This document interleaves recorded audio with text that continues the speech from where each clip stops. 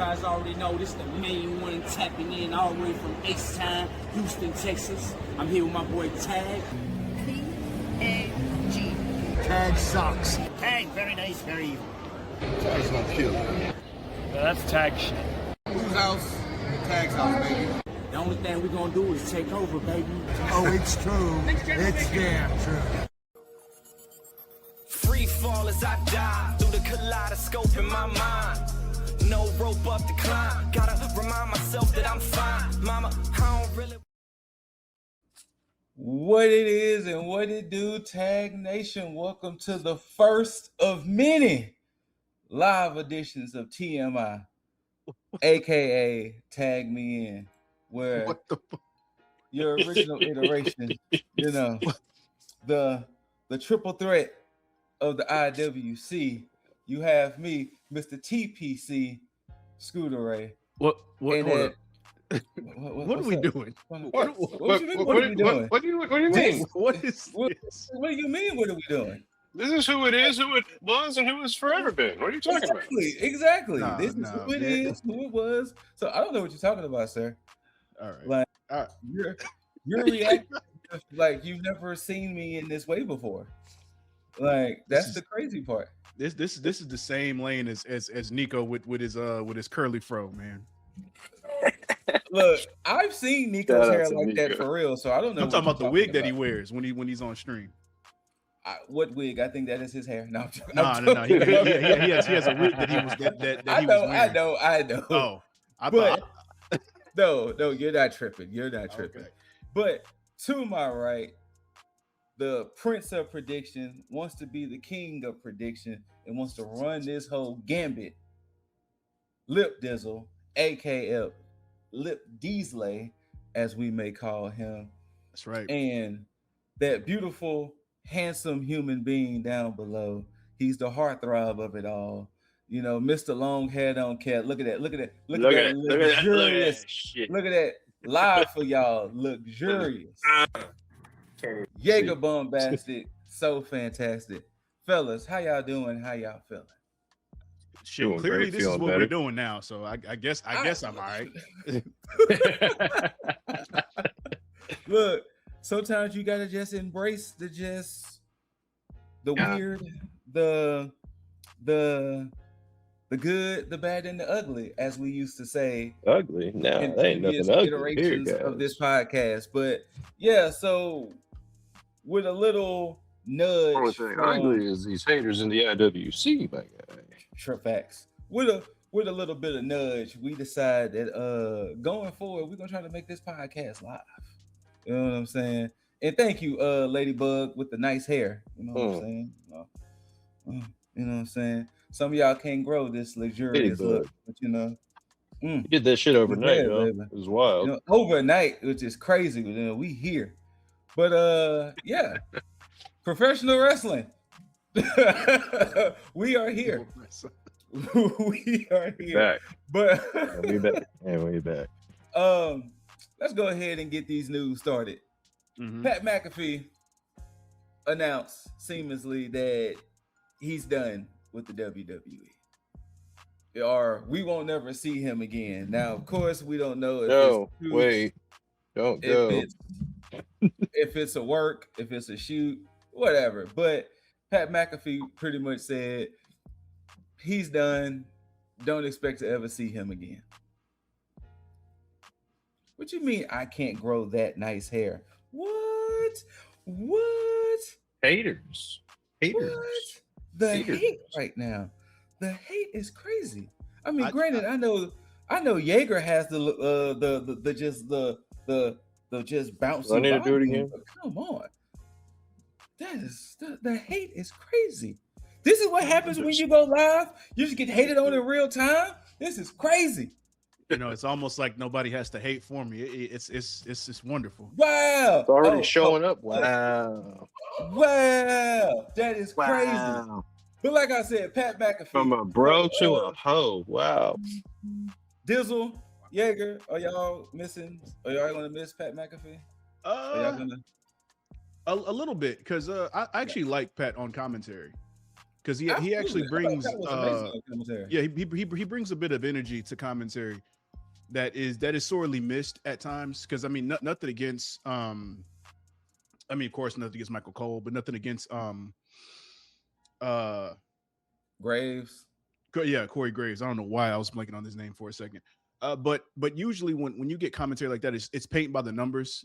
Like you're going to kind of get the same thing. I think like what we get on SmackDown with Wade Barrett, I think is close enough to that because he actually does get involved Wade on Barrett SmackDown.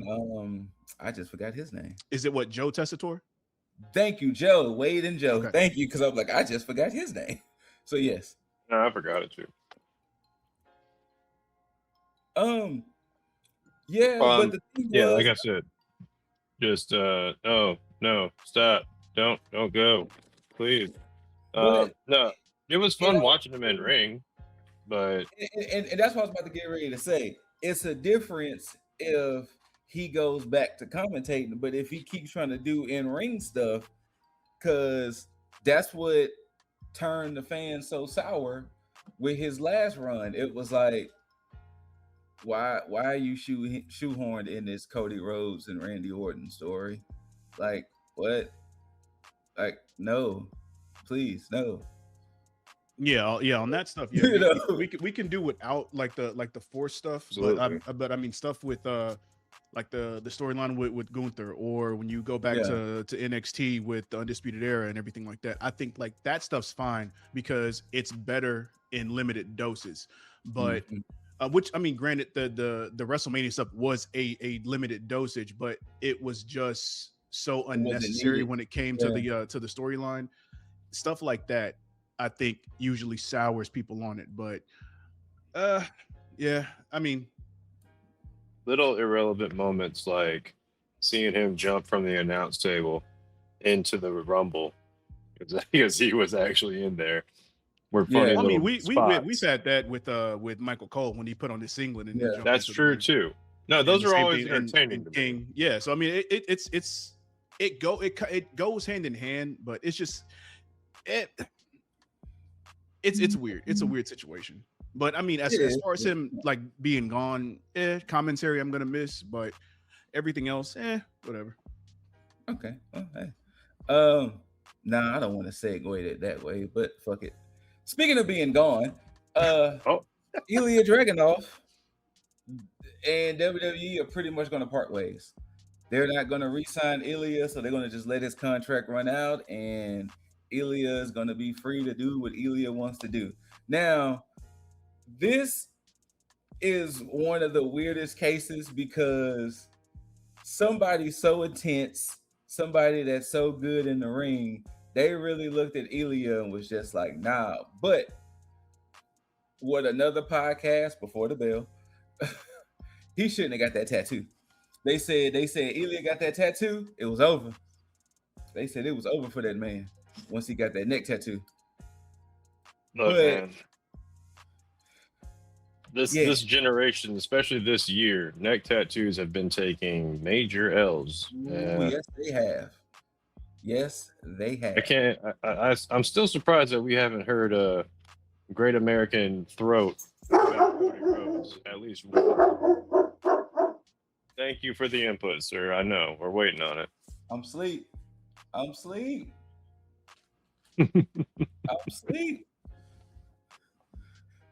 Or the nightmare throat, Cody Rhodes. Ooh, wow. The nightmare throat. The American throat. Yeah. Now, for the Ilya stuff, so his contract did run out, and they did offer him a new contract. He just did not renew. So I'm not surprised. He don't want to be in this bullshit no more. Yeah, and I mean, and that's the case with a lot of the roster now. Is that a lot of people that, I mean, of course, you can't get away from the whole NXT whirlpool, where it's like you're good at NXT for a little bit, and then you come to the main roster, and it's like you kind of just shit. But they were doing something good with Ilya. I mean, they least for the mid card, it seemed with him and Carmelo. But I mean, obviously, looking at what happened with Carmelo, nothing is going on, and then of course with Ilya, I don't know. I don't know if it's because he wasn't resonating with the fans, or because I mean, even when he was doing the United States Open Challenge, he seemed to be doing perfectly fine with that. I don't think so. So I don't think it's a not resonating with fans thing. I think what's starting to happen is I think WWE truly has a booking issue. And the reason why I'm saying that, because we're going to sort of talk about it when we go to the AEW side of things. Look at what kind of happens when AEW kind of starts to kind of flounder around with their talent. We'll throw a tournament, or we'll have something to kind of feature these people again. And really and truly, WWE has this weird little thing of, if you're not hitting right then and there, or if you get injured, then it's like they're not gonna remember you now. And it's like, we just saw dude. Like, unless your last name is Reigns or Ripley. So it's like, I understand the dude wasn't on TV, but nobody forgot Ilya. Like, it ain't like that much time has passed between Ilya getting hurt and now to where if he showed back on TV, we'll be like, oh, I remember that guy. No, it was just there.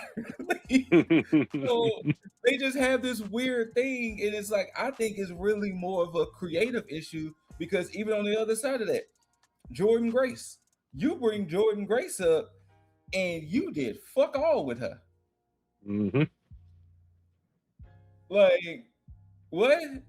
So I honestly think at the end of the day, it's a creative thing. I think it's between creative and their just lack of care when it comes to everyone. Kind of like what Ladybug just said. It's almost like the Finn Balor effect, but at least Finn Balor's on TV. Yeah. You know what? I'll give WWE credit recently, within like the past couple weeks, because they've started to do more backstage vignettes. Like when it comes to Nakamura or Lyra, and even the stuff with we're gonna get to Nakamura in a minute. Fair enough, and stuff with Soul, because I think Raw has done it more so than SmackDown lately, but I appreciate it because Raw this week was actually more watchable than usual.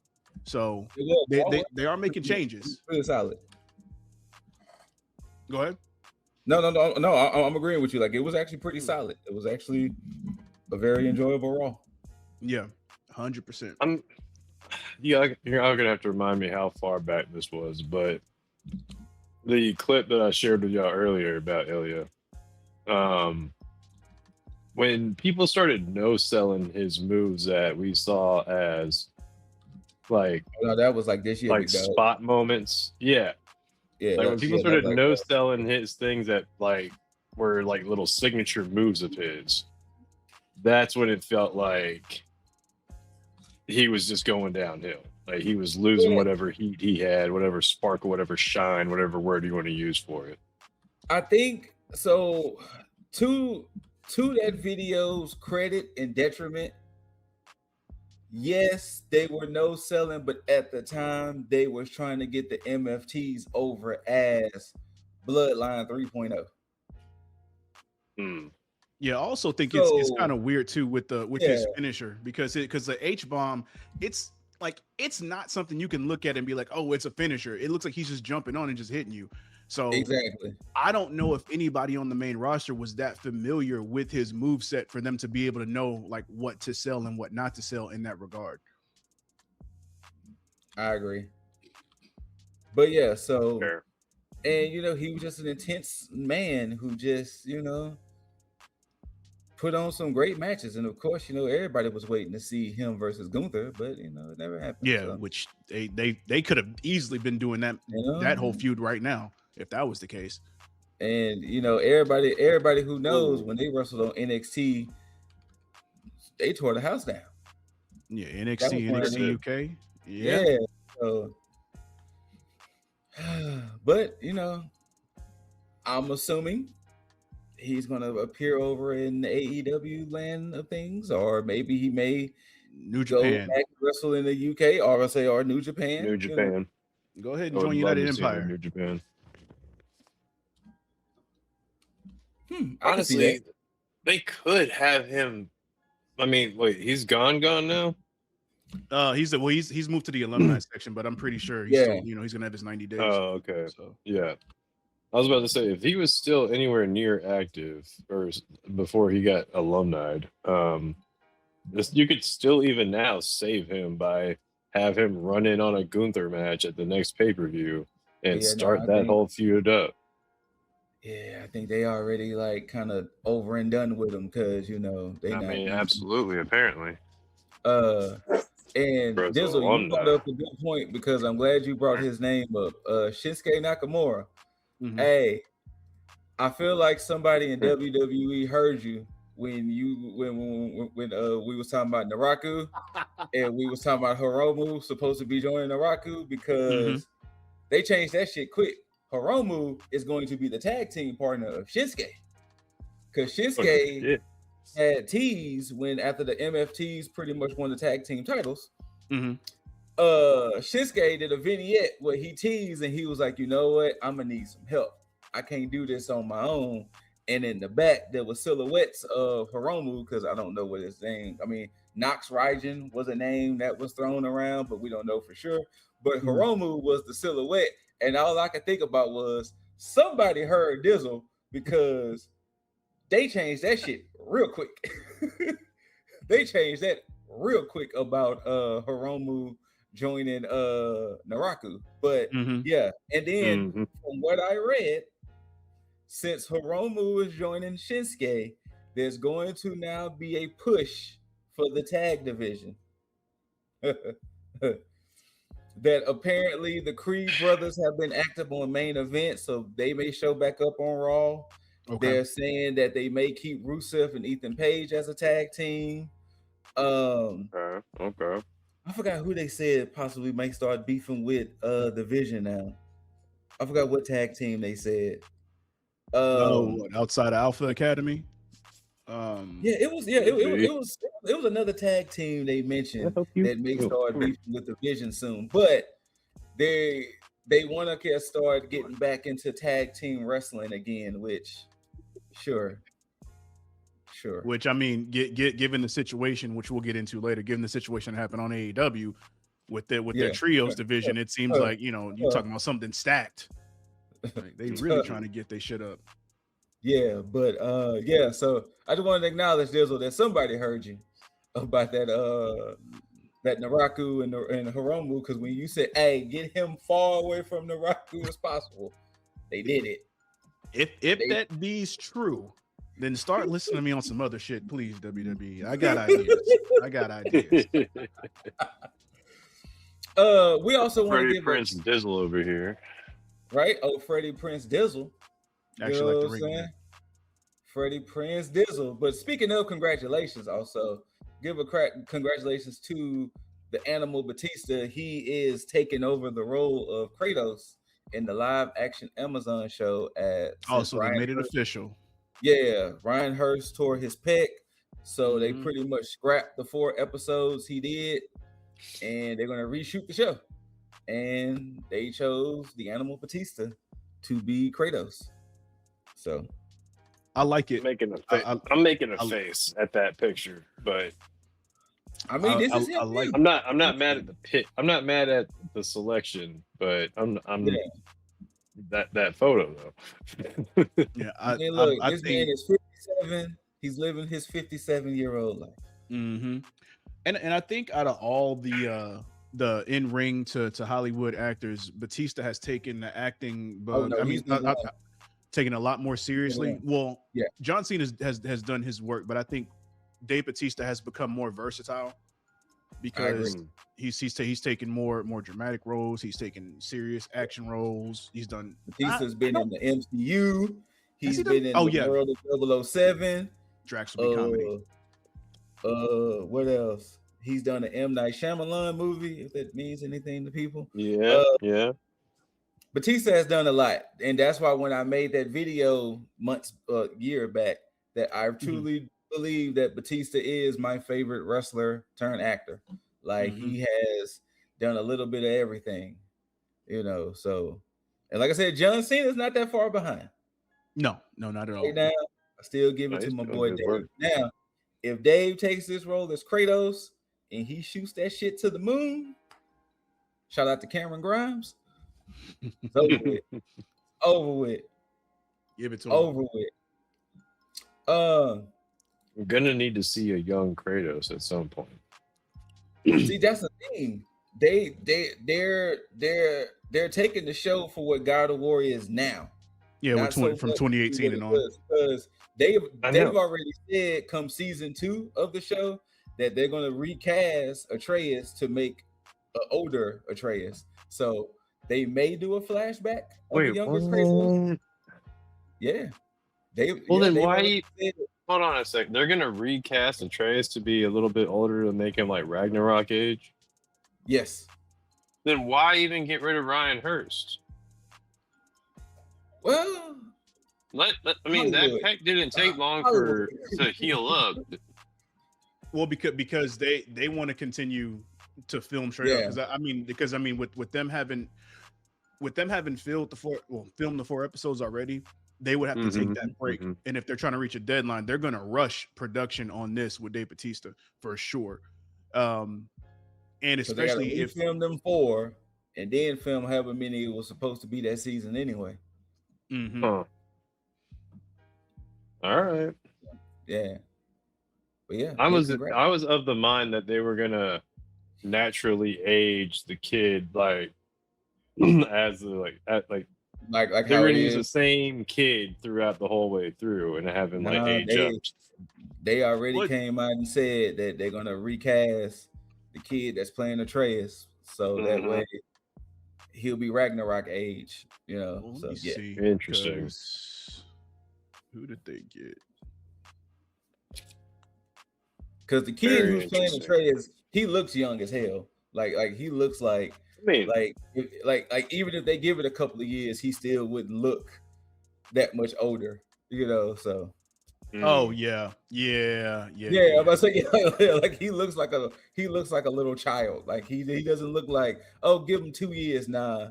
Yeah, no, because he's 10 years old right now. He's not gonna hit any growth spurt until like another 3 years. So I can see it, especially if they're gonna be filming the way that they're filming. Because I would assume that they're gonna coincide with how the games are going. So by the time you get to Ragnarok area, depending on what they film, by the time the next mainline game comes out, which is what, February is when I think they said Faye comes out. Well, yeah, but Faye's gonna be Faye's gonna be in between. Faye's like during Ragnarok time. Yeah, that is true. So yeah. I didn't think they decided to cast that young for him. Well, yeah, exactly. Like, and they made this announcement about recasting him. Like, what? I think it was like a couple of months ago. They already said that they was gonna, that Atreus was going to be recasted for pretty much Ragnarok. So, wild. Yeah. Let's talk about Roman Jerome Reigns here. Conrad Thompson, co-host of the 83 Weeks podcast with Eric Bischoff, he came out and pretty much said Roman Reigns is the most overrated main eventer in WWE history. He pretty much called Roman an industry plant.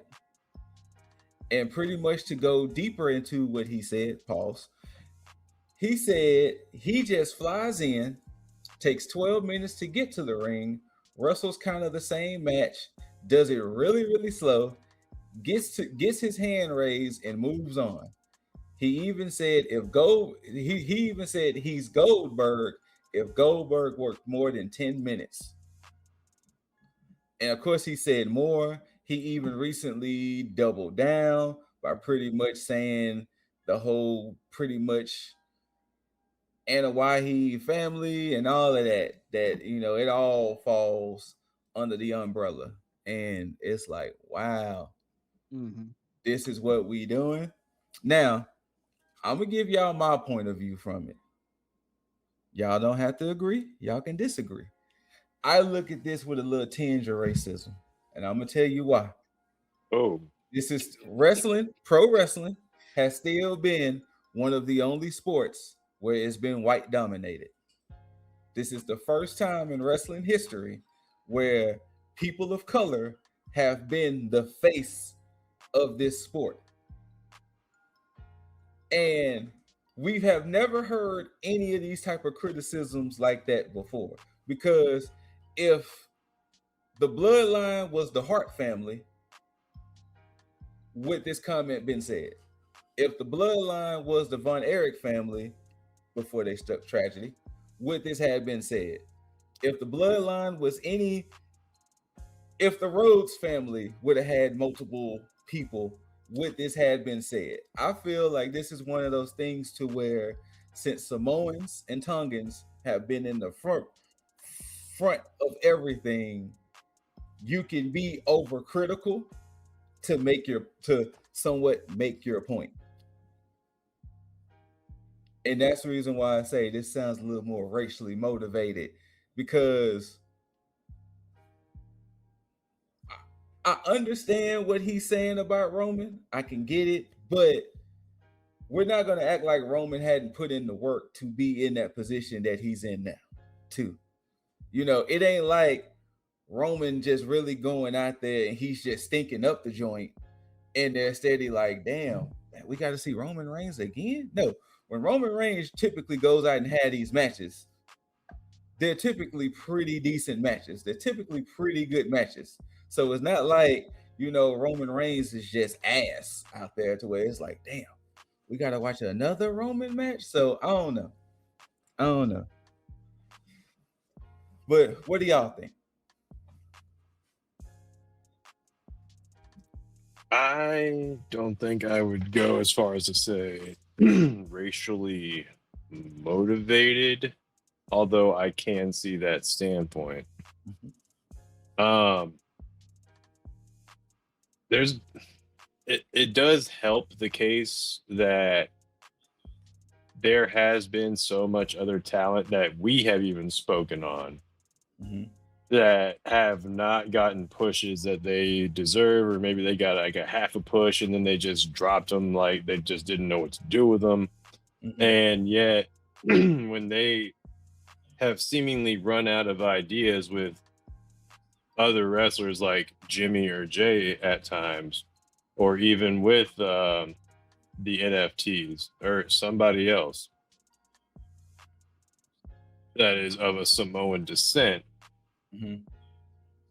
they have still remained in the camera light, with the exception of The Rock's daughter. They're like, if they're Samoan, they're pretty much getting some time on the camera. And that's not something to call out with any kind of hatred. It's just an objective fact as that goes. Now, if you address that with some hatred, that's on the person, and you should not be cheered for that. Like, now, I will 100% agree with you. Roman, through these years, since the Shield or to now, from pre-veneers to now, from the I'm sorry, I keep forgetting the name of that lay that's not a lay, but from pre that to now, thank you, from pre Hula Fala to now, he has earned a good, like, a hefty amount of respect from like where he started to where he is now. However, like we've talked about before, he has been pushed by the company to a big degree in that regard. And like, maybe if it wasn't without Paul Heyman like guiding him, he would not be where he is, or the bloodline would not be where it is. So I don't want to I want to try and like think out this as much as I can when I say that I can understand that Roman is like this generation's Cena when we got tired of like watching Cena win every other match.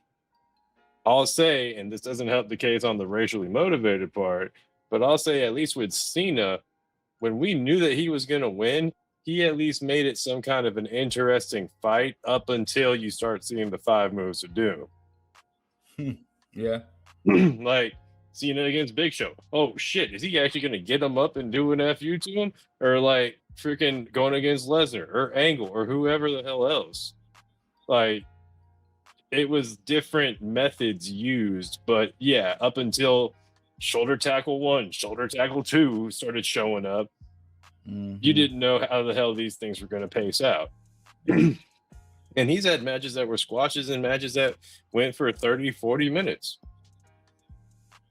Roman, I haven't run the run times on all his matches, but I'm pretty sure that he's got it down to a science at this point. But it absolutely doesn't help his case when his entrance alone takes like 5 to 10 minutes.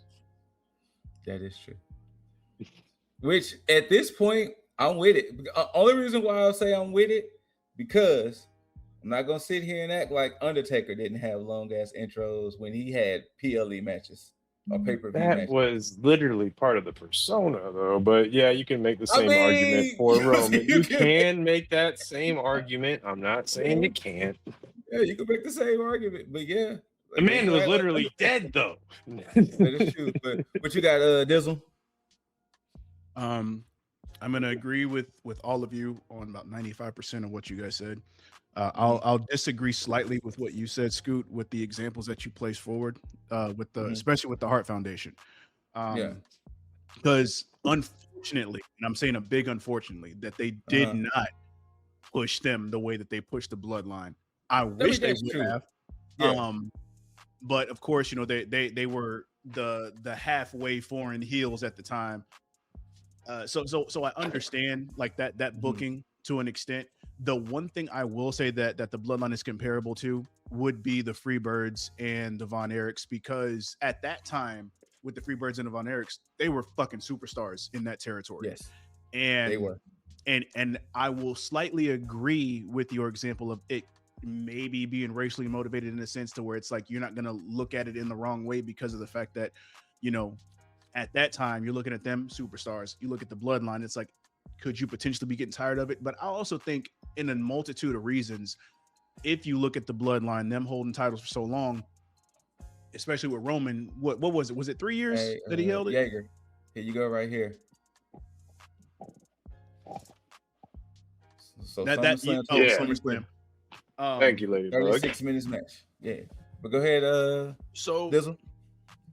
So now the thing with Comrade Thompson, I think there would need to be a lot of context put in place, because it's like, what do you mean as an overrated? Because if you're trying to compare him to Goldberg, I don't think there's any way that you could compare Goldberg to Roman Reigns in any way, shape, or form, because any way, shape, or form. Goldberg was not good in the ring. He was an attraction at the time. He can only go for so long. And I think if you go back to listening to how William Regal would speak on him and even seeing that match and how atrocious it was for even William Regal to have to deal with Goldberg in that sense. Now, has Goldberg gotten better over time? Slightly.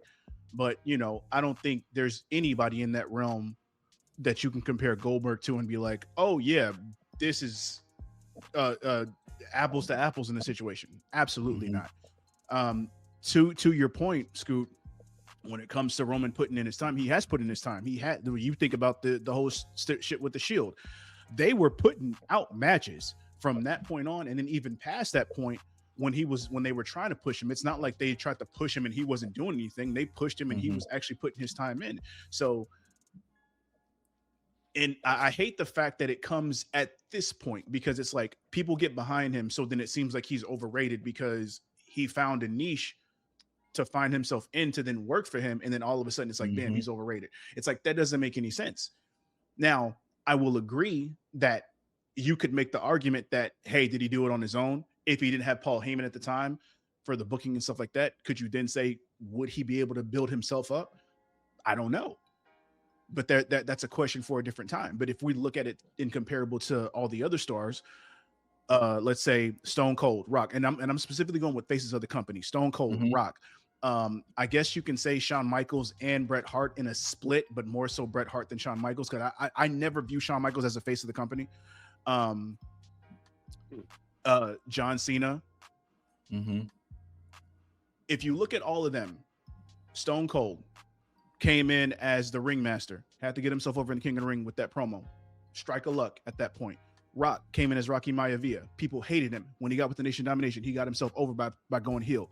If you go to Bret Hart is the only one that has organically gotten over with in-ring and promo and aesthetic. That's the only person, because if you go to John Cena, he came in as the prototype, as in turn heel, did the whole thugonomic stuff. He was almost on his way out to being fired, but got himself over. Roman was pushed by Vince, didn't get over because everybody smelled the bullshit in the air and said no. And any time that he was organically going to get over, they didn't pull the trigger. And I specifically go to when he got screwed by the Authority, where I think he was up against Sheamus or Randy Orton, one of those two, or I think they were both in that match that happened. But when he came to Raw and he took out the League of Nations, and everybody looked at that badass Roman and were like, hey, do that with Roman, do that with him, and they didn't do it. And it's like, okay, so we're not doing that. All right. But then he comes with Paul Heyman, tribal chief, takes out Braun Strowman, takes out The Fiend, wins championship, creates a bloodline, and he gets himself over as a big deal.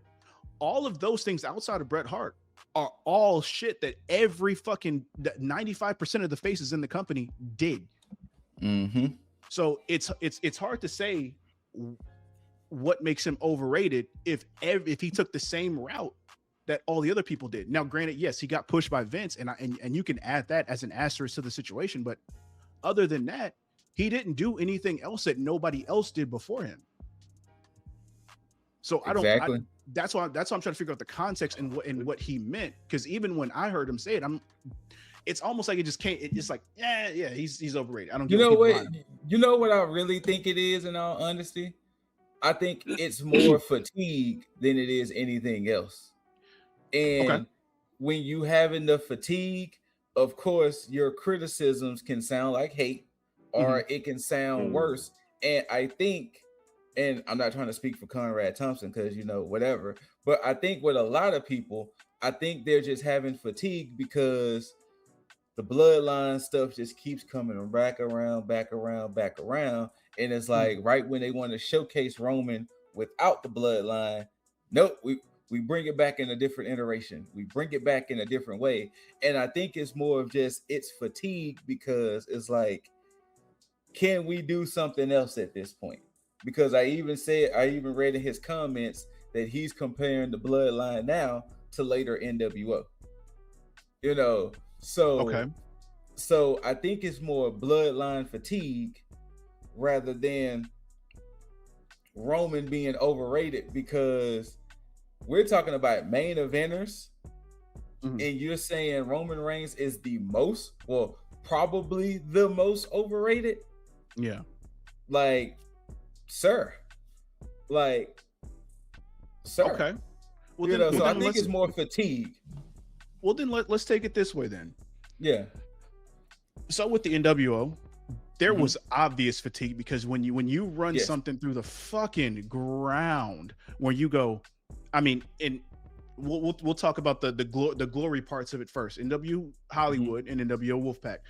That's the extent of where it goes. Now I will add an asterisk with LWO, because I think that shit was cool when it came out. When Eddie Guerrero, the inception of LWO made sense, because it was almost like a meta way to say there's backstage fatigue with the NWO, so we're going to create the Latino World Order. Cool. But then you get to the, what was it, NWO Silver or whatever. Then you get NWO Black and White. Then you had the Wolfpack. Then Jeff Jarrett came, and it was like the gray or whatever. Then it kind of disbanded, and they kind of got back together. Then where I forgot what the amalgamation of both Black and Red and Black and White was, but they called it something. NWO Reunion. But we're gonna just call it the NWO Reunion. I'm gonna look it up while you talking, but go ahead. But yeah, so I mean, so you can easily see that on TV and say, hey, people are getting tired of this shit. With the Bloodline, there's really only been 2.5 iterations, because you had the initial one, you have the one that's going on now, and then you had Solo's MFTs, pre-MFT Bloodline. And even when you talk about the feud between the MFTs and OG Bloodline, that was just a hey, we're getting back together to take on this threat. It really wasn't a bringing back of the bloodline. So hey, NWO Elite. Yes, and I was gonna say Elite, but I didn't like. I was like, ain't no way. But yeah, that was absolutely right. Yeah. So yeah, so that's that part. Yeah. So I still wouldn't even make the So and if that's the case, then that's fine. But even that's subjective. Now, when it comes to Roman's in-ring stuff and I'm gonna use Bobby Lashley as the example, because Bobby Lashley had an interview, and he and somebody asked him, or the interviewer asked, because I don't know who interviewed him, but they asked him, who's the easiest person to wrestle? Okay. And he said Roman Reigns. And he said it's an easy job. Like, I feel like I don't have to do anything. Like, he makes it so easy. And I'm paraphrasing, of course. Yeah. He says, I barely broke a sweat with just how easy it is to work with Roman. And I say that because I don't think people give that part of credit, because if you're good at what you do and you make it look easy, it may look boring, because you're still putting on the show for the fans, but with your colleagues, you're making it easy. And again, if you're good at what you do, it looks effortless. So if Conrad Thompson is looking at it and say, oh, he doesn't wrestle as much, like, shit, maybe because he's just that fucking good. Now, I'm not saying that Roman is that fucking good, but if I point to the WrestleMania match with him and Punk, it's kind of hard to deny something like that when you get something like that too. And you kind of said something that kind of made me think about it. Let's go ahead and blur the lines with other professional sports here. Mm-hmm. And this will be the only time I will ever give this man credit. Go ahead and say it. Go ahead. Think about Tom Brady. Yeah. He was a winner. So, of course, you hate the winner. Think about Michael Jordan, Kobe Bryant, LeBron James. Mm-hmm. People who win, people who are on top, you want to see them fall. You want to see them fail. And with Roman constantly being the face of the company, even when you got Cody Rhodes, you still got that shadow of Roman Jerome back there. So, of course, now we're in this era where we want to see him fail. We want to see him lose. We want to see him, quote unquote, off our TV because he's a winner. I couple that with that, and that made me sick mentioning Tom Brady in that way. And just wait. The moment that Roman decides to just take a back seat and or retires, it's going to be like, the whole scene of shit again. Mm-hmm. But I mean, look at it like this right now. And now I'm only going to slightly use this because it's the promo that John Cena did on Reigns, where he was like, hey, I'm still here because you can't do your job. Mm-hmm. I'm not going to equate that to anybody else on the roster, because I have to equate that to creative. And now granted, they are doing stuff now, but what do you expect them to do if Roman is the only person Roman and Cody and Brock are the only people they can rely on right now, because they haven't built up anybody else? So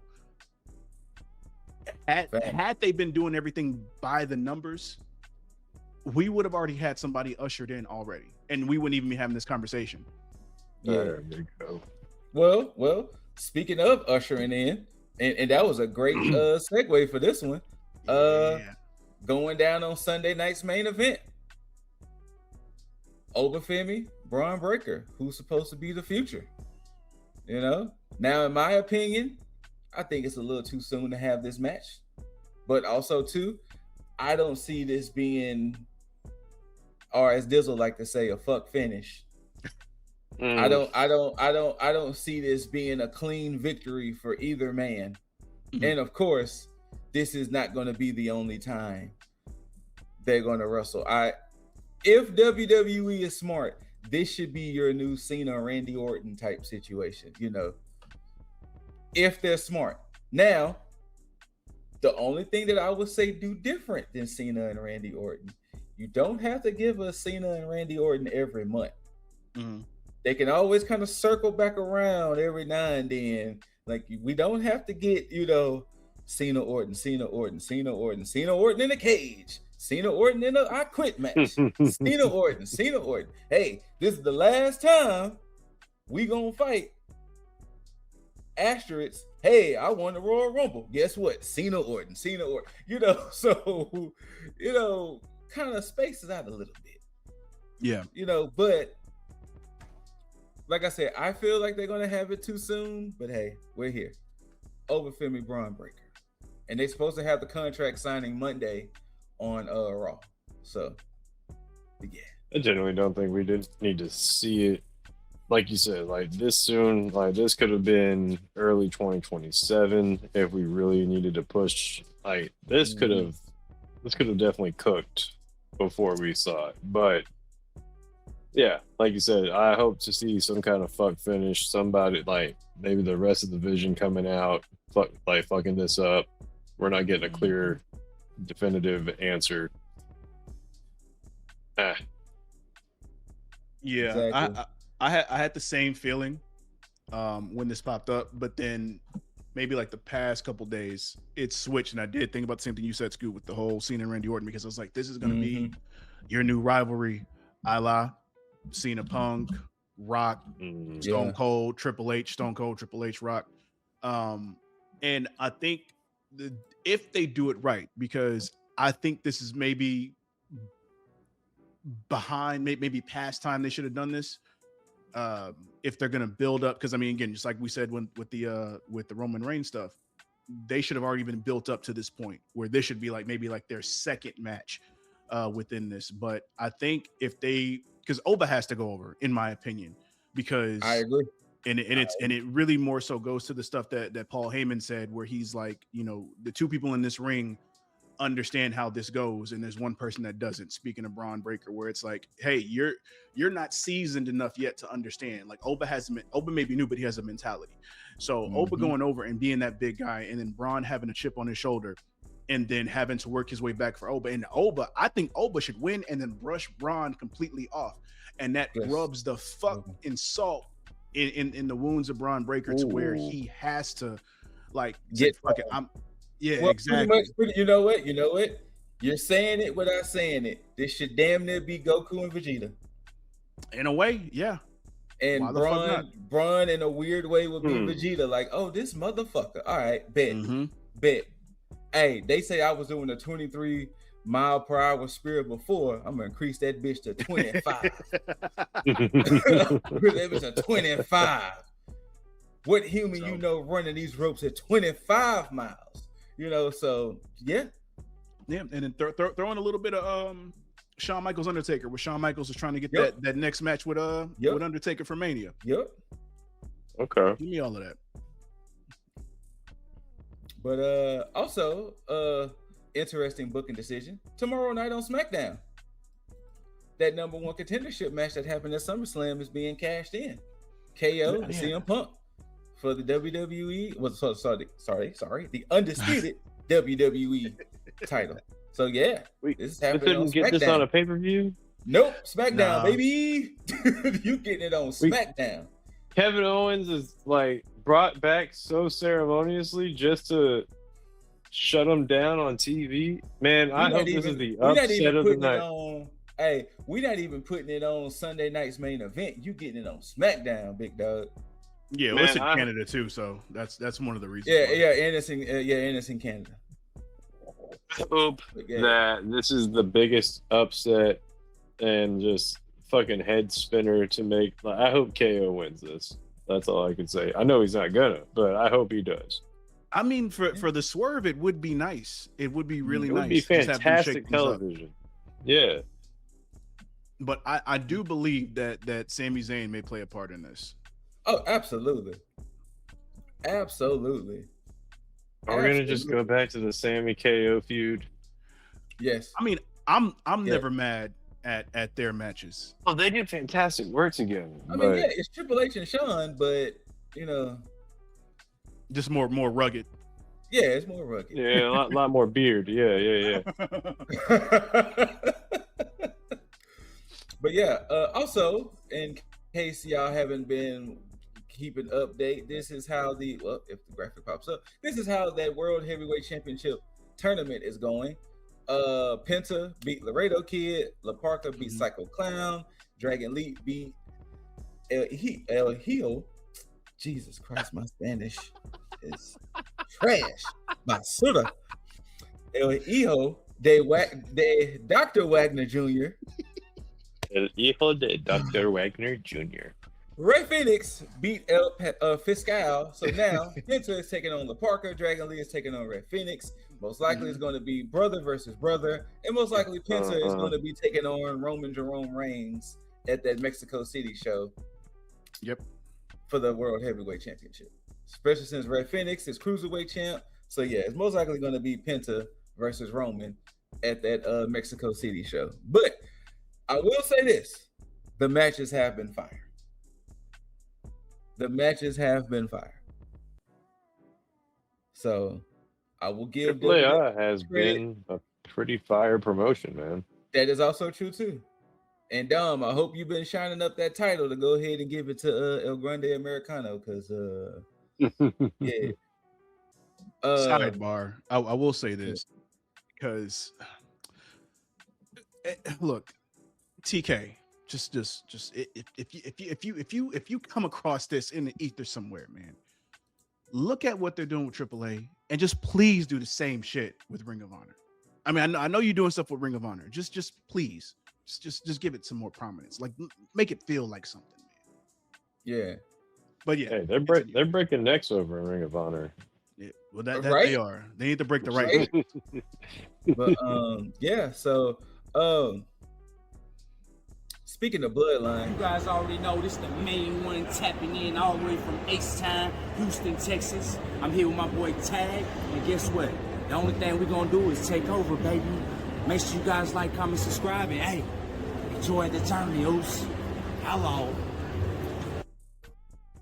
yeah, Conrad, Hell yeah. just enjoy Hell the journey, because the newest signee to NXT is one Zilla Fatu. Hello. So I mean, you know, shout outs to Zilla for, you know, that drop, you know. But hello. But not only did Zilla sign his contract on NXT, his first match is a title match.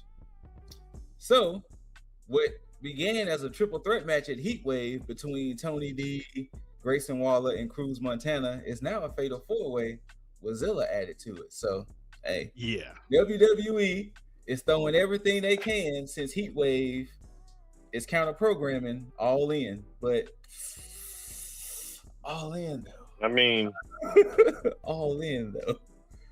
Yeah. Leave it to the Nympho baby to get himself in there. And Baby, you know what hey, I'm saying? I didn't say the wrong word. Y'all need to go look at the social media. I mean, well look, technically, he might be right. He may not be a nympho baby. His parents may not be nymphos. You know what I'm saying? Yeah, exactly. You know what I'm saying? So, hey, Zilla. You know what I'm saying? Zilla, if you want to clean this up, go ahead and spin it that way. Just say you was telling you Exactly. that you wasn't, yeah, you know. But yeah, Nepo baby, you know what I'm saying?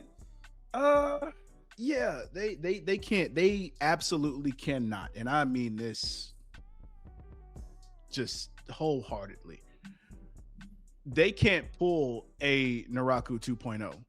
Zilla has to win. They this really title. cannot. Jesus. oh yeah, Look. yeah, no. Look, I was about to get ready. So Tuesday, when I was doing the recording, I was about to get ready to bury the fact that Naraku attacked Shiloh Hill. And as I was recording, I realized when Shiloh was injured for 2 weeks, he kept talking about Naraku and his poison mist and about where it originated and all of this stuff. And I was like, son of a bitch, he was letting us know who he's about to start feuding with. And that just lets me know, Naraku, they ain't had shit planned for you, big dog. No. It clearly didn't, man. Dead in the water, big dog. Which, but it's all good. It's all good. You know what's I crazy? mean, it was more like they were just doing Io Sky a favor. I don't know. It kind of goes out that way, but go and that's the thing, because it's like, it seems like his course was the main roster, but maybe somewhere in between it, they were like, hey, if you want to get TV trained or WWE trained, and as far as like how we do things, come to NXT. But they fumbled the way they were doing that, because it's like, why didn't you just start him at the, you know, like, I get it, you want to make him feel like a big deal, but you could do that without having him go immediately to Tony D. It was immediate. Yeah, it's weird. That's weird. Now Zilla is different, Zilla got enough aura to come in there like that. That fucking slide in, giggity. Right.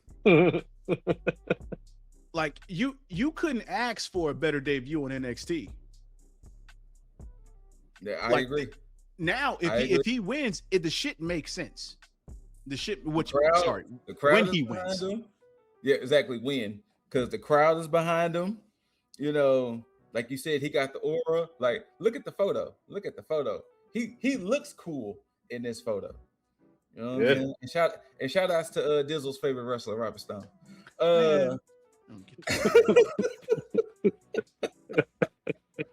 Fuck Robert Stone. Matter of fact, you can throw Robert Stone in the same box as what was Bitchmaid? What's Bitchmaid's name? Malcolm Bivens. God, that's his alter ego. What's his actual name? What's his actual name? Talking about the King Stokely Hathaway. Stokely fucking bullshit ass. I know. You know what? Big Stoke. Stokely throw his ass away. That's what he should be called. Stokely But throw man, his ass you away. hold on, but Scoot, you gotta have some stones to make diamonds, you know? That is true. Either way, they're both trash. No, I'm kidding. Yeah, that's right. Either way, they're both trash. Fucking cubic zirconiums. You know what I'm saying? Look, y'all can't be haters all your lives. Okay. I'm not. I'm a hater tonight, No. and then for the rest of their lives. Yeah. Moving on to the, I'm gonna just have the graphic up because it's a lot to just search for. All the cards.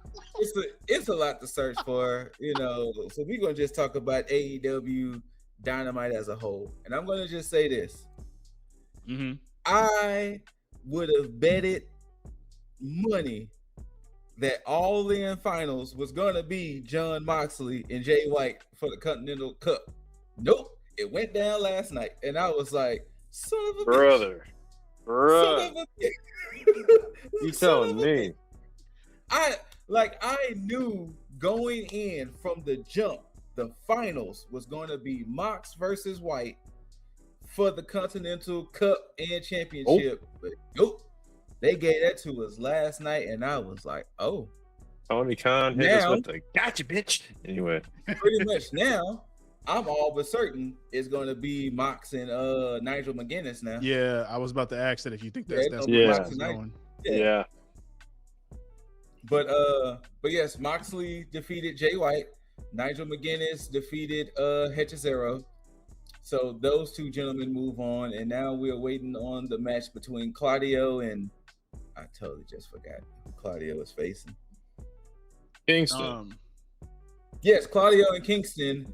And it is Eddie. Yeah, sure is Eddie. And there's one more match in the Continental Cup, which I should have had that up. Bars. It's Orange and Kyle O'Reilly. Yes, thank you.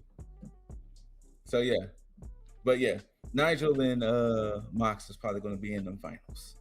Just go ahead and now I guess the question is who comes out the victor though. Let's see. That's the thing. That's one of the choices where it's like you're probably going to give it to Mox, but have Nigel McGuinness come out like in a fighting effort. Yeah, especially with him having the ankle injury too. So, yep. Yeah. Because like,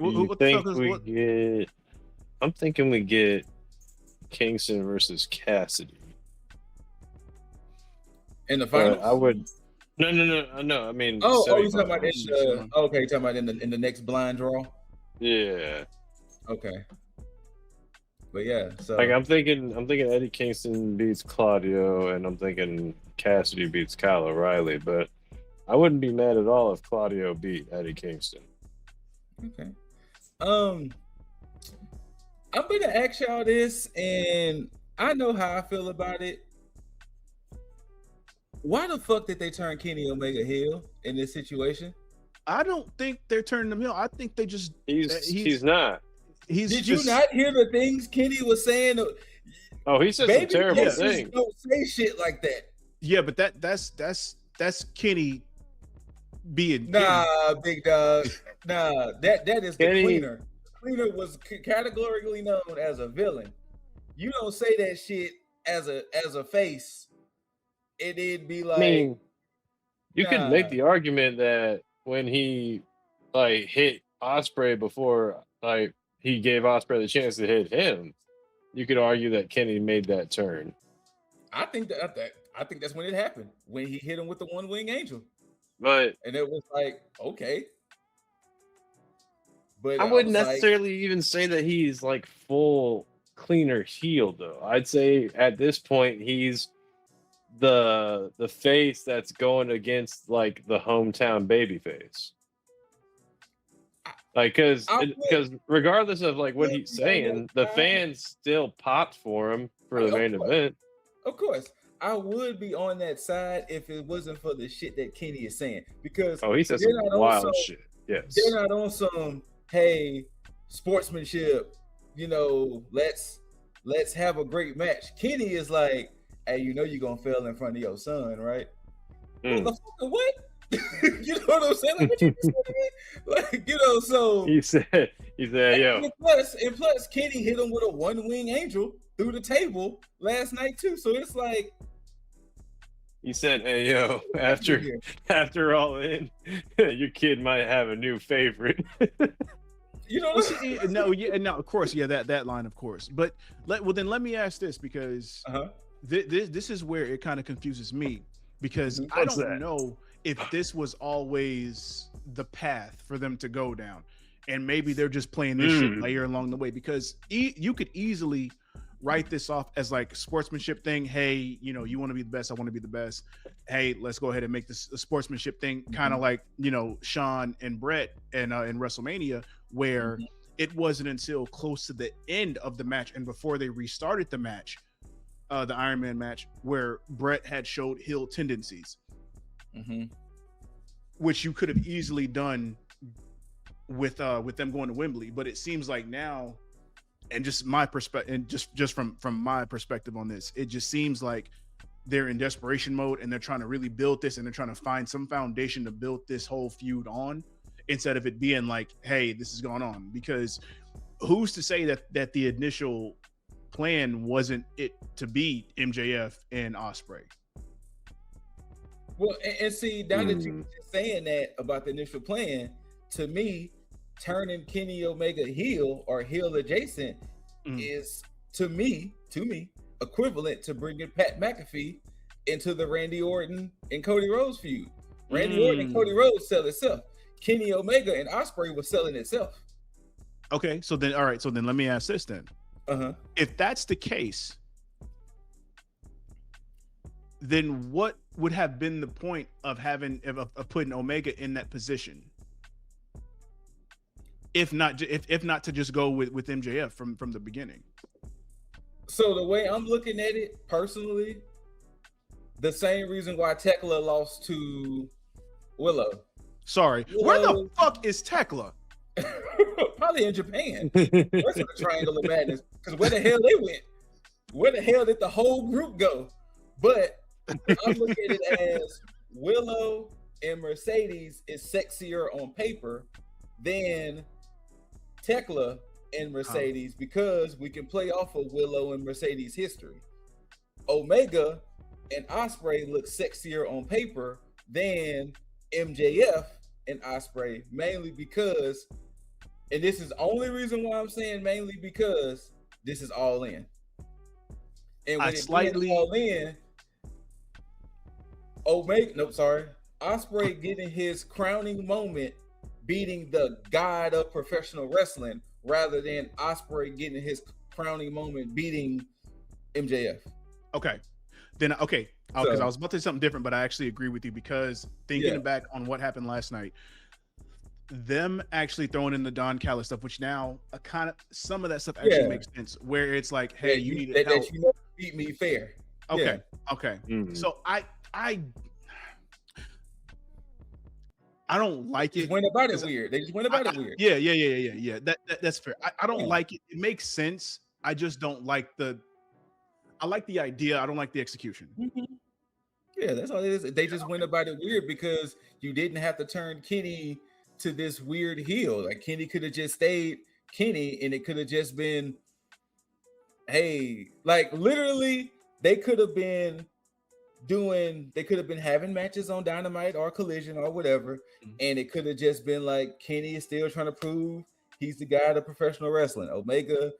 Ospreay is proving that, hey, now I got to fight off Death Riders, I got to fight off Don Callis family, I got to do all of these things, even though I have my shot, but I'm trying to do everything I can to scratch and claw to make my way to Wembley, and be it my own past mistakes are coming back to haunt me while I'm trying to get to, this match. But yeah, like it's like listening to Kenny last night, I was just like, what's happening here? Like full on what's happening. Like Renee was trying to bring up diverticulitis. He's like, oh, diverticulitis. Everybody wants to talk about my diverticulitis. Here we go again with diverticulitis. And it was like, yes, motherfucker, that is a serious. He's like, can y'all stop bringing up this shit? It's a broken ass record. Like, shit, yes, we are concerned, Kenneth. He's like, stop being concerned about me. Like, we are concerned. Be concerned about me. Like, you're not even, like, we are concerned. He's like, I get it. I'm sick. Larry, how things going? What's good? But yes, we are concerned, Kenneth. We are concerned for your health, Kenneth. Jesus. So sorry if we weren't about you, Kenneth. Sheesh. But yeah, I was just wondering, like, this didn't, because then too, it doesn't help. Now, the only way I will change my tune, which it seems like it could happen since we're like still another week away. Yeah. It would have been different if the Bucks was leaning towards heelish ways towards Cage and Cope. Then I'll be like, okay, but it looks away because once again, the Elite took on Don Callis family members. So Kenny is kind of leaning heel. The Bucks aren't. And it's like, okay, we just here now. Like, we're just here. Well, at the same time, I mean, you got two people that's no longer associated with Don Callis. So the feud is solely between Omega and Ospreay.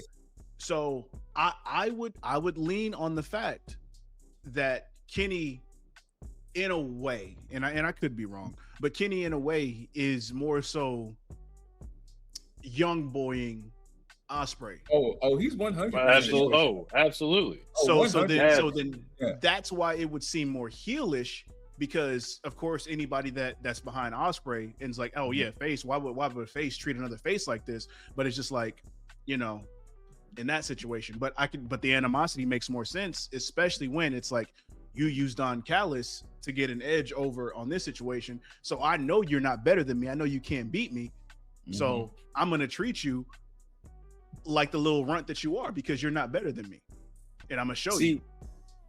That's the thing. I think Kenny's going too much for like a New Japan era, like prideful babyface, which over in New Japan would 100% be seen more like a heel versus here, where if you're a heel, you just got to be a bad person. like you gotta dig into the MJF drawer a little bit, but a lot of it actually. I mean, yeah. Whereas Ospreay, a lot of it. You're right. Because look at like, Kevin Knight. But go ahead. Oh yeah, yeah, true. Damn, we'll talk about that in a minute. We definitely will talk about that. Oh man, no, but like even Ospreay, he's trying to sound like this dude who's like remorseful for the depths that he sank to get a win over Kenny, or to like get the match with Kenny to begin with. And he expresses the regret that he didn't win clean and this and that. And again, that sounds great when you have the fans that are watching, like, for lack of a better way of putting this, actually give a shit about the honor and the mutual respect between these two. Yes. But I'm sorry, but Americans just want to see like two people that like hate each other go at this. And Kenny's trying to bring himself to where he's hated, but everybody fucking loves Kenny to begin with. And You know what? Osprey, My he's bad, just coming across. Go ahead. Not Chad Gable and Penta worked well. Chad Gable was on a redemption arc. Chad Gable didn't lean heel, nor did Penta lean heel. Yeah. And with Chad Gable going on the redemption arc, we knew Gable was going to be cheered more than Penta. No offense, because we want to see Chad finally do it. They could have damn near did something parallel because, like you said, Osprey redemption arc. You know, I left the Death Riders. Yeah. I will forever appreciate and be grateful because they put me in this position, but their ways was a little too extreme for me. Mm-hmm. You know, and yes, I understand how I had to beat you before, Kenny O, with using Uncle Don, but I'm trying to get away from that. I'm trying to be a better man. So trying to be a better father. I'm trying to be a better father. I'm trying to be a better husband. I'm trying to be a better wrestler. And you keep bringing up old shit, Kenneth. Stop bringing up old shit. I am trying to rehabilitate myself, Kenneth. But there was no reason to boo Penta or Chad Gable because they were both good guys. Same thing in this. There's no reason to boo either one of these men, but since they're having this match in Wembley, you know the crowd is going to be more on Kenny O's side. Now, granted, people are not going to boo Kenny O because, you know, it's still Kenny Omega, and he's not, like we said, he's not truly digging in the jump drawer of MJF to really go full heel. But he didn't have to do the things he's been like. He didn't have to one-wing angel that man through a table last night. You know wait. You said that he's not digging in the same drawer as MJF for the heel stuff? I mean, well, technically he is now with him. How you know?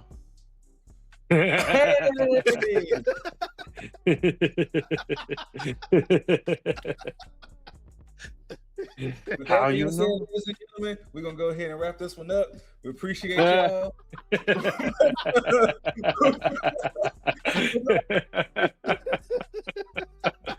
That was so well timed. That was very well timed. Like that was like classic. But it's the fact that they still could have been good guys going for the championship. Mm-hmm. So yeah, but you know, we're here now. Fair. You know, the matches change away, so we're here now. You know what? Before we get into the Mr. Kevin Knight thing, thank you, Loki. But before we get into that, I really want to cover this feud of competition of relevancy between MJF and Kenny O versus Will Ospreay. Mm-hmm. I've got problems with this. Like, I've not like this is like I know I know it's building up to a fantastic match between Max and Andrade, but the way that this match is being presented or the storyline is being pushed, it's, if you sum it all the way up, it's a man in denial just trying to get his revenge on a guy who didn't even steal the ring. I mean, to be fair, don't this sound like the man who shares your same namesake? Hey, how dare you? It sounds just like him. I mean, because even Ladybug said it earlier. She wants the conspiracy nut Sami Zayn back. So in a weird parallel way, Sami Zayn and MJF are kind of all in the same boat. Yeah, except the one thing that's not happening is the fact that he still hasn't brought up the fact that he was screwed in the championship match again with Omega. That is true.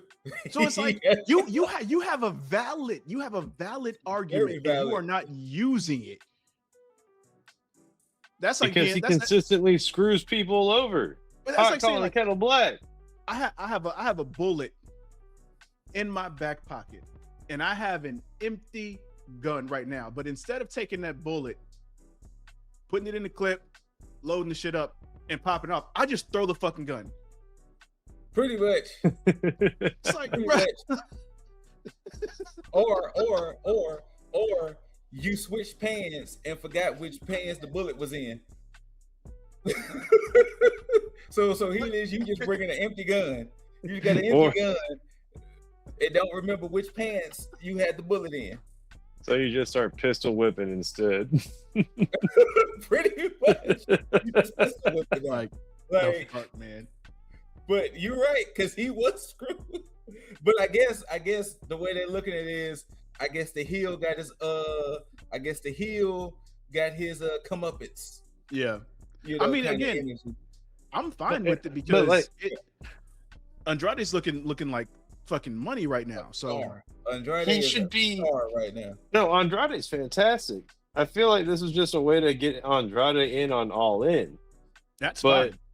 No, hey, it's fine. Let me get an Andrade match and make it for a belt. But god damn it, I just wanted this. I wanted this to make more sense, because this is just for better fucking all intents and purposes, an imaginary title match. This is just MJF going, I didn't lose shit. No, fuck you. I didn't lose shit. Here's my belt. It's right here. Pretty much. Like MJF walking around with that championship is equate to the people who was having that. He should be. Yeah, and I know that Ospreay is right there against Kenny, but he should be nose to nose with Kenny Omega and potentially Will Ospreay as well, going, I never lost. This belt is still valid, and it should be a triple threat. Now that's just not because I wrote that shit in my head, but I mean, it should have been a triple threat. The more valid storyline should have made this a triple threat at All In. I'd love that Andrade is getting a title match though, but aside from MJF, who else is going to try and challenge him for the BBB? That's true. Now, if they turn this around and they've held it off for a reason, where MJF then comes back with the storyline and it continues this on, I'll shut the fuck up and I'll say that I'm wrong. No, to be fair, I think what's going to happen is somebody else is winning that gauntlet match, which is going to really drive MJF crazy. Then I think that's where he may just hijack some shit, keep interrupting until finally he's heard out or whatever. And then he's probably going to get his ass beat. But yeah. Oh, so go full conspiracy theory, Sami Zayn. Yes. So is that attempted murder what Kevin Knight did to Darby Allin? I mean, it depends on a little bit, it depends on how much actual damage there is versus the kayfabe. I understand, the pyro wasn't necessarily exploding on Darby, but the fact that he attempted murder, the man disappeared into the sparks, or premeditated or something, I feel like wrestling. That's definitely a felony. I feel like. Yeah, I thought y'all was joking for a second. Y'all was serious. Oh wait, you didn't see? Wait, about what? No. Come on, I know a solar flare when I see one, bro. Come on, man. Not a solar flare. No. That's apropos. That's apropos because apparently Darby might actually be blinded. See, he looked like he couldn't see, and then what did Kevin Knight do? He ran out and said, "Oh shit, it worked." Looked like he couldn't see, man. Those were sparks in the eyes. You know what? Damn it, Dizzle. I hate that you fucking said it because you're right. Kevin Knight was like, "Oh shit, that works. Hold on, let me beat his ass some." Yeah. Hey, he hit the boy. He hit the boy with that usher. Yeah, he really was like. I hate the fact that you use that damn solar flare reference because as soon as he did and just started beating the shit out of Darby Allin and then hit him with the fucking coast to coast with the chair and everything. So god damn it. God damn it. But yeah, attempted murder. I couldn't. The last thing I want to discuss in AEW. Dizzle hinted at it earlier. Okay, no, sorry, second to the last. Willow and Mercedes may be match of the night for me. Because the way they play into emotion, and I always keep saying Mercedes/Sasha give women their best matches, but they may be match of the night. Well, they may be match of the night. I mean, that was the segment of the night for me. You know, Maya World might be Willow. That is true. That is true. I mean, it's not true, but you know. Hey, Maya World sounded very convinced that was going to happen. It may be true, but yeah, but nah, it's not gonna happen. I'm telling you, that was the segment of the night. I'll tell you that much. I mean, it was. And Scoot, don't come after me, but Willow though. I mean, Willow, yes. Now the last thing we want to talk about. How the fuck is this trios match is gonna work at All In? They cleaned it up. Oh, you don't know? They did? Yeah. Because what Hangman said, he said, whoever comes at dusk under the arches, yes, you know, who you can get, basically, for lack of a better term, can get this work. And so then you cut to the backstage segment with Swerve. Yes. And he's like, "Oh, did you hear what Hangman said?" He said anybody. Yeah. So basically, I wonder who.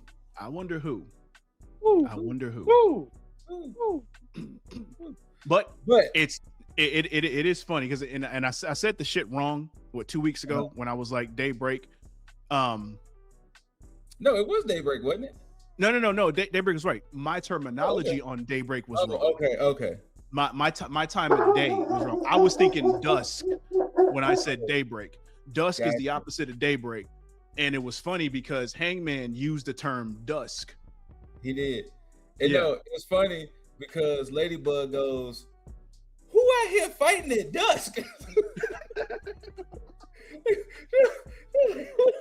to go fight at dusk. I mean, they're not doing it at high noon. Now that's the crazy part too, is like, could this be a misdirect? With all the nuggets that they're throwing out there. So now, this is the thing. I would love for Kofi and Creed to get into the face of the Young Bucks. But this is a beautiful way of bringing them in too. But at the same time, I don't know. You're right. Like, I really don't know. I'm assuming it's going to be Kofi and Creed that Swerve is bringing in, but I don't know. Yeah, because I say that because it's one of those things that's like, it seems so obvious that it may not even be the case. Yeah. But I think who else could it be though? If we're really like, who else would Swerve? That's the question.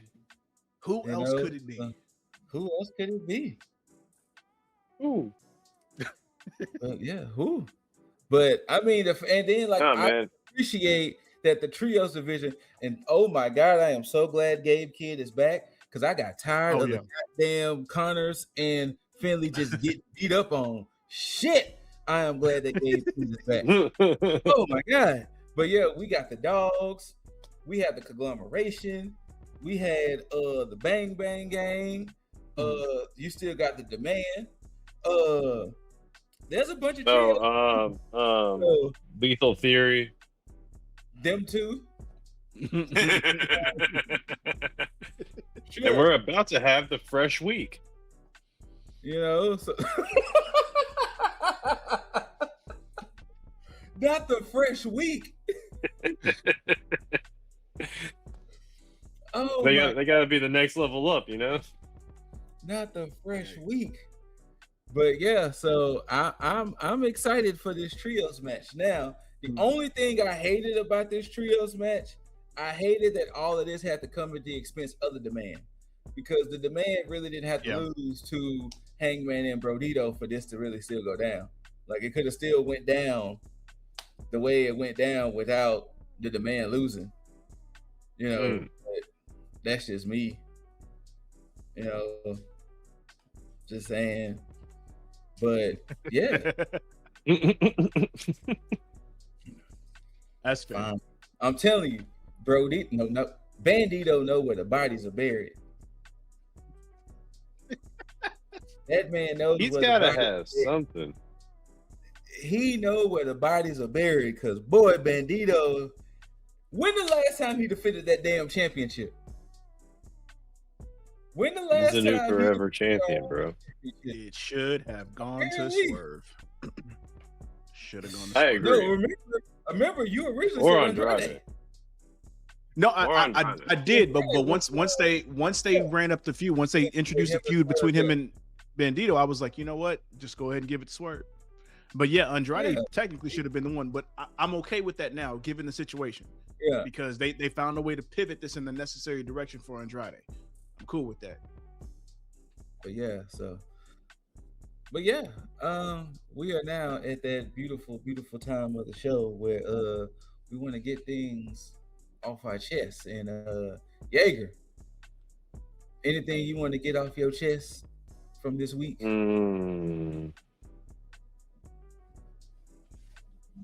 No. Maybe it'll hit me before we sign off, but I'm looking forward to All In, but I mean we'll hit another episode before we get there.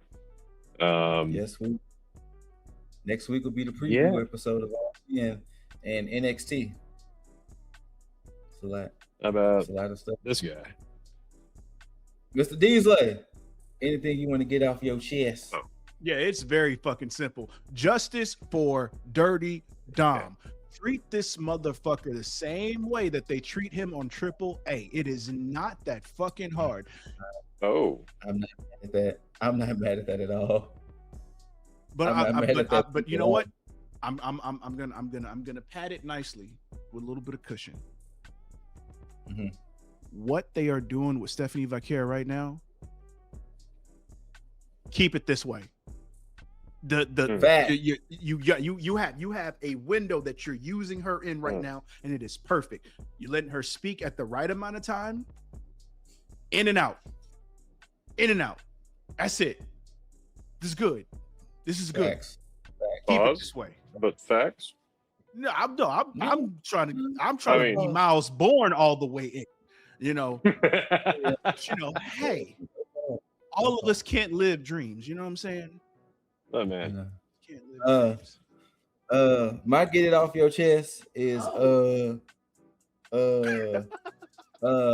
literally just had Corey Graves. At some point, dog, you gotta say something about Big Cass, big dog. At some point, Corey Graves, you gotta say something about Big Cass. I understand, but at some point, Michael Cole can't be the only one talking when Big Cass come out there, big dog. I get it. Trust me. That's funny. I'm on your side. Because if my current lady's ex, who somewhat mistreated her, came back around, I'm on your side 100%. But big dog, you gotta say something. Every time Big Cass come out there, Corey Graves mute. Yeah, I have never seen somebody verbally do double dutch on the mic before. That shit is wild because the way that he talks around this shit is crazy. Double dutch.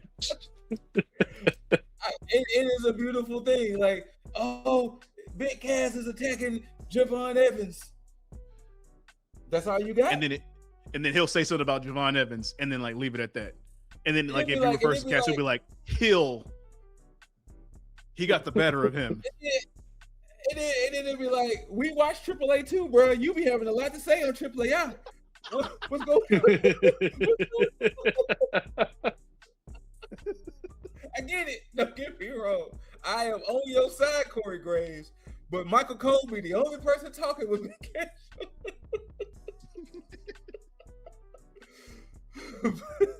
Yeah, we got to make this a thing now. Now we got to start watching Raw and start trying to see how many words he refers to Cass as now. And see when we get to a full segment. Pretty soon, big Corey Graves gonna tap into his inner Jim Ross when Jim Ross be talking about Triple H.